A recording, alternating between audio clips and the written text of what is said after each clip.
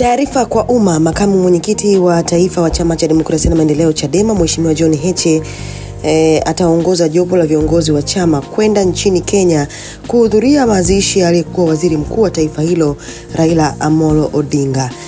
Mheshimiwa Heche ataambatana na Godbless Lema, mjumbe wa kamati kuu, pamoja na Boniface Jacobo, mwenyekiti wa kanda ya Pwani, kwenda kijijini Bondo ambapo mazishi yanatarajiwa kufanyika Jumapili Oktoba 19, 2025. Msafara huo utakwenda baada ya mazungumzo yaliyofanywa na mwenyekiti wa chama taifa Mheshimiwa Tundu Antipas Lissu na Mheshimiwa Heche mahakamani Alhamisi Oktoba 16, 2025, ambapo mwenyekiti alielekeza chama kiende kuhudhuria mazishi ya mwanasiasa huyo ambaye Wakenya wanamuita baba.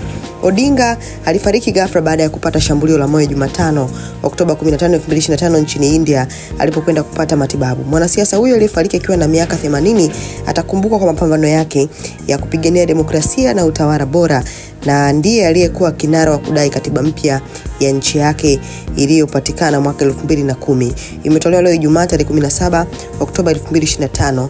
Hiyo ni taarifa kwa umma, ambapo siku ya jana utakumbuka kulikuwa kuna video wakati Tundu Lissu anatolewa mahakamani, alikuwa akiongea na Heche kwamba wahakikishe kwamba wanaenda kumzika Raila Odinga, ambaye siku ya leo kimsingi ilikuwa ni siku kuu pale nchini Kenya, na taifa kwa ujumla limemuaga pale, ambapo baadhi ya viongozi mbalimbali, ndugu, jamaa na marafiki walikuwepo pale. Lakini kwa Tanzania tumewakilishwa naye ndugu Philip Mpango ambaye ni makamu wa rais, lakini pia pamoja na rais wa awamu ya 4 mstaafu ndugu Jakaya Kikwete, ambao wamehudhuria pale siku ya leo. Nini maoni yako ikiwa Chama cha Demokrasia na Maendeleo nao wanapanga kwenda wakiongozwa naye Heche? Hii ni VOT Media, tumechangamka.